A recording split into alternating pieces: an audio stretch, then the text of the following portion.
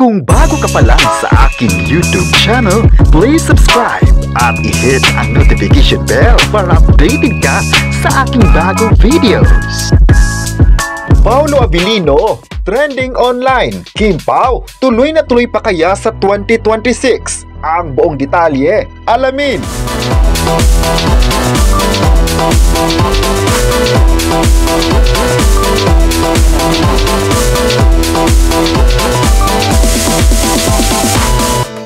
Ngayong October 31, 2025 ay trending pa rin ang kapamilya actor Paolo Abilino sa social media. Litas na ngayon na marami sa mga fans ang nagtatanong kung magkakasama pa rin sina Kim at Paolo sa susunod na proyekto lalong-lalo na sa taong 2026. Lumabas nga sa online na may inihandang bagong pasabog si Kim Chiu sa movie at ang usap-usapang i-partner nito ay isang sikat na actor ng ABS-CBN na madalas na rin napapanood sa bakuran ng Kapamilya Network. Ang proyekto nito ay ang unang pagsama di umano ng kapamilya actress at kapamilya actor. Masabi raw na isang malaking project ito na gagawin ng isang sikat na direktor. Ang pumili nga raw ng bida ay ang mismong producer na bet niya ang kakayahan ng isang artist. Kaya sa balitang ito ay may kanya-kanyang paandar ang mga fans ng Kim Pao. Ayon pa ng isang fan, hindi sila papayag na may ibang kapariha si Kim Chiu kung matutuloy ang nasabing proyekto sa 2026. Si Paolo pa rin ang gusto nilang makatrabaho sa Chinita Princess dahil bagay na bagay sa kanya ang Kim Pao love team. Nakita naman raw ng karamihan na bet ito ng mga tao kaya bakit pa raw ipapalit sa ibang talent. May nagsabi naman na kapag i-partner si Kim Chiu sa ibang aktor ay hindi na sila susuporta at kulang raw ang araw nila kapag hindi mapapanood ang dalawang sikat na love team ngayon. Mas maganda raw na makita mga sikat na actors ng henerasyon sa isang proyekto. May nagsabi naman na bagay naman talaga ang dalawa kaya wag nang subukan pa na buwagin ang Kim Pao. Hindi na sila sasang-ayon pa na maging rason para mawala ang Kim Pao. Pero may mga netizens naman ang nagsabing kahit ano pang gawin ng mga bashers sa Kim Pao ay hindi talaga iiwan ito ng mga tagahanga. Kung sino man ang nagpapakulap sa idol nila sa ibang artist ay maling desisyon ito kung matutuloy. May nagsabi naman na hindi mangyari ito na magkulab ang kapamilya actress at TV host ng It's Showtime dahil mula noon at hanggang ngayon ay solid ang suporta nito sa mga series at movies. Hindi naman talaga iiwan ng mga tao ang Kim Pao dahil mula simula at hanggang dulo, nakaabang lahat sa mga kwento nila sa personal na buhay at maging sa kanilang proyekto sa ABS-CBN.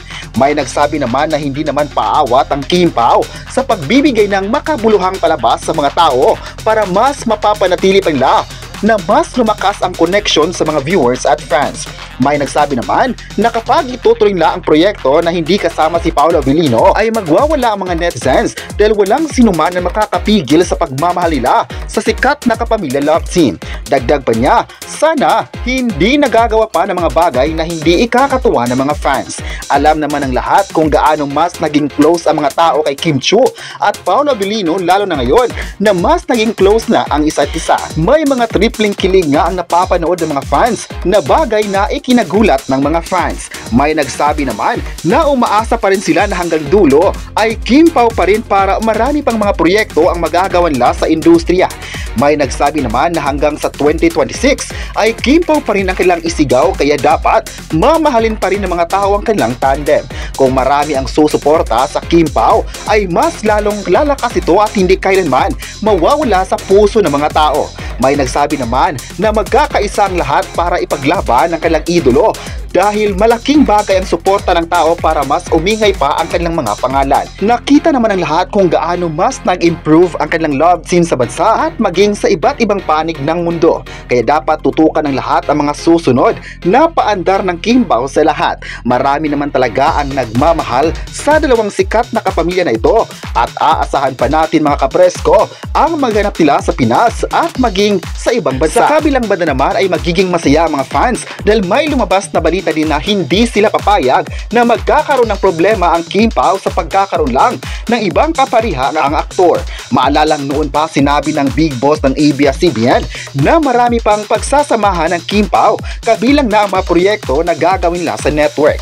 Sa panahon na iyon na isang pasabog at paayuda yan ng pamunuan ng ABS-CBN para sa mga fans na hindi mawawala ang tandem. Kaya marami sa ngayon na nasabing huwag kabahan ang lahat dahil hindi matutuloy ang mga plano na makakatrabaho ni Kim Chiu ang ibang aktor. May nanalo talaga sa puso ng karamihan na si Paolo Avellino pa rin ang gusto nilang makapariha sa kanilang Chinita Princess.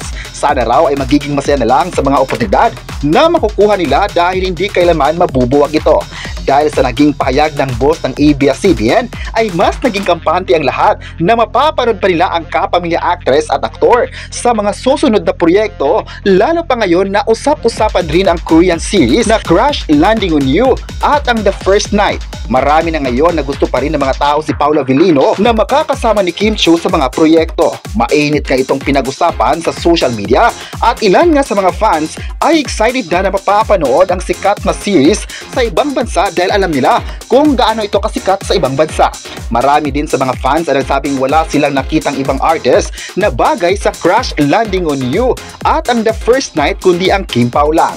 Nagustuhan nga ng tao ang mga Korean series na ito dahil iba ang kwento na paniguradong makakaya ng tandem ng Pinas. Sana nga ay matutuloy na ang Korean series na ito para mas exciting ang panonood ng mga viewers sa nasabing new project. May nagsabi naman na deserve talaga ng Kim Pao ng spotlight dahil napaka-dedicated din ng tao at sila ang halimbawa ng pagiging humble sa isa't isa.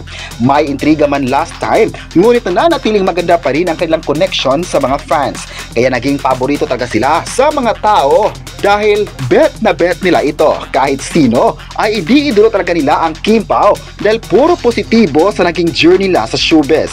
Nitong nakaraan nga ay panay ang bash ng mga bashers sa The Alibi dahil nga ay hindi bagay raw ang mga bida pero unti-unting nawala ang pambabatikos nila dahil ipinaglaban ng mga fans. To the rescue agad ang mga taong nagmamahal sa Kim Pao.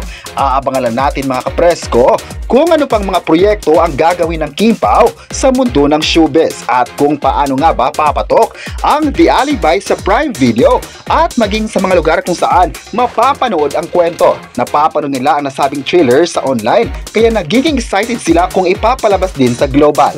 Pero sa 240 territories ay posibleng maipalabas ito dahil din sa taas ng demand ng Love Team at series ay numero 1 sa mga fans nila sa buong mundo. May nagsabi naman na iba talaga ang dating ng Kim Pao sa mga viewers dahil sulit ang suporta nila sa isa't isa. Ngayong umaga nga ay bigyan lang natin ang suporta para sa nagisang Kim Pao ng bansa. Abangers na talaga tayo sa mga susunod na talagang ikakagulat ng lahat. Kaya ngayong umaga ay trending pa rin ang Kim Pao sa social media. Ilan nga sa mga positibong komento ng mga netizens ay sinabi nilang bagay na bagay talaga sila sa mga proyekto na gagawin nila sa ABS-CBN. Kayo, ano ang masabi nyo na si Paolo Avellino pa rin ang gusto ng fans na i-partner kay Kim Chiu? I-comment na kung gusto mo rin ba si Paolo kay Kim at huwag kalimutang i-subscribe ang ating YouTube channel.